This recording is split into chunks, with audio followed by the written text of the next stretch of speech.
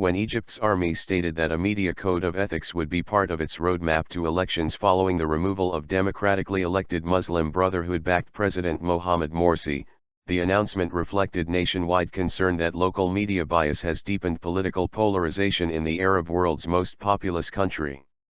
Shortly after the army deposed Morsi, soldiers shut down 5 local independent television channels that were considered pro-Morsi and were accused by the military of inciting violence.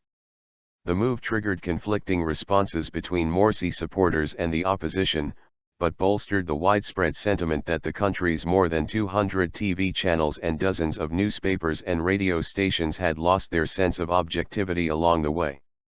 The fight for Morsi.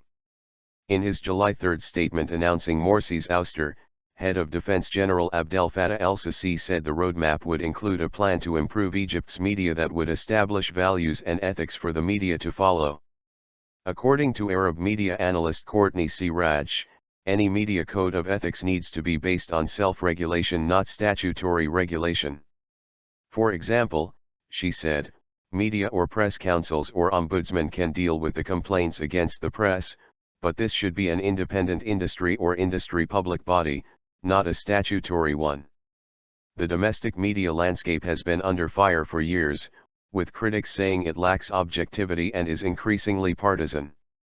Experts say it was a major contributor to, as well as a victim of, political turmoil that divided the nation into camps against and for the Morsi administration.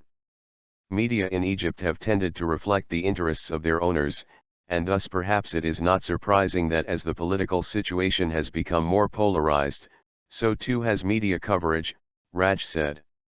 Following the 2011 revolution, which ended former President Hosni Mubarak's 30-year rule, the number of television channels surged as the media enjoyed a growing margin of editorial freedom.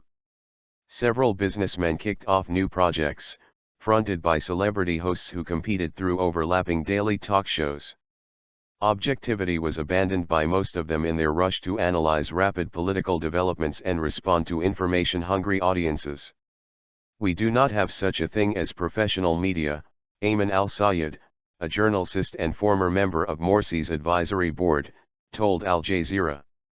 70% of our media outlets lack objectivity, he added. Al-Sayed said these channels have become vessels for political powers. At times of instability, like the ones we've been living now for years, media becomes no more than a tool in the hands of the powers it resembles, and its role becomes political rather than informative, he said. Morsi and his critics. Listening Post, Egyptian news from revolutionary sources. During Morsi's one-year rule, privately owned liberal channels, including ONTV, CBC, and Dream TV, were platforms for almost daily fierce criticism of the presidency. Morsi's sympathizers saw their coverage as biased, and believe it only added to the many challenges he faced. They say such outlets fomented nationwide discontent towards Morsi's government through spreading false rumors, including claims the government intended to rent the country's antiquities to foreign firms and sell its waterway, the Suez Canal. Following el-Sisi's televised statement ousting Morsi, liberal channels blatantly celebrated the announcement with national songs played to footage of the millions who had stormed the streets demanding early elections. In a show on El Yom, which is a part of privately owned Orbit Communications Company, host Amr Edeb was near tears as he waved a large Egyptian flag and chanted "Allah is the greatest." Good riddance. Meanwhile, on pro-Morsi TV channels, some hosts who catered to passionate supporters of the ousted president have been accused of resorting to sectarianism and hate speech, with broadcasts allegedly targeting the Christian minority, and Shia Muslims. Human Rights Watch says the broadcasts spurred several attacks against both groups, including the lynching of 4 Shia in June and reoccurring assaults against Egypt's Christian Coptic community. Following the killing on July 8 of more than 50 Morsi supporters staging a sit-in at the Republican Guard's headquarters, in what is so far the deadliest violence since his ouster, pro-Morsi Facebook pages and Twitter accounts published archived images of Syrians killed in a 2-year civil war between President Bashar al-Assad and rebel forces, claiming they were images of Egyptians killed by the army in an attempt to gain public sympathy. A code of ethics is essential now, more than ever, because inciting and polarizing has gotten worse than ever, Albert Shafik, chief executive officer of the liberal broadcast station ONTV, told Al Jazeera. Breaching is committed from both sides, but the damage caused by those committed by Islamist channels had the deeper effects on the Egyptian society.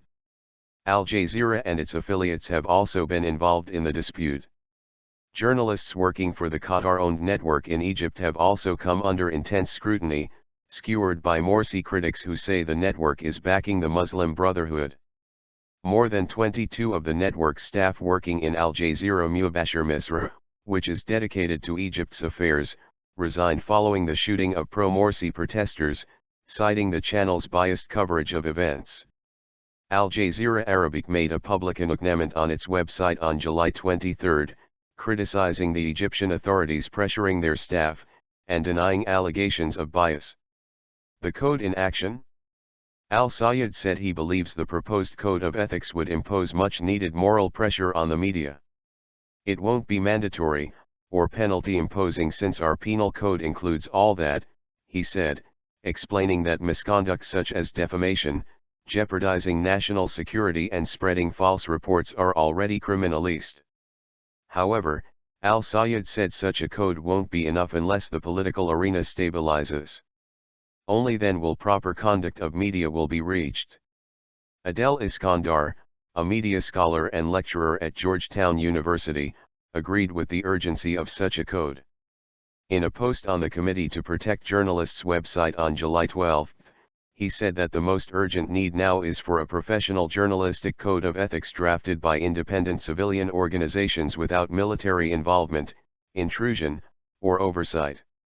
Iskandar said that if such a code is implemented, along with clauses built into the constitution to protect journalists, Egypt's media could be looking forward to better days ahead. Anything less than that promises further aggravation of already volatile media environment. The code will be put together by a group of civilian organizations, confirmed Shafik, naming the Journalists Syndicate and the National Coalition for the Freedom of Media among the contributors. Meanwhile, asked if an army-backed code may limit Egyptian media's ability to criticize the army, Radja said absolutely. An independent, free media must be based on self-regulation, and thus a military-led code of ethics would undoubtedly impinge on the media's ability to cover the military. The military is already a red line, with minimal investigation into its finances, ownership interests, benefits, etc., and there have been cases of independent journalists, including bloggers, who have faced criminal charges for attempting to investigate the military's interests, much less criticizing its leadership or other aspects.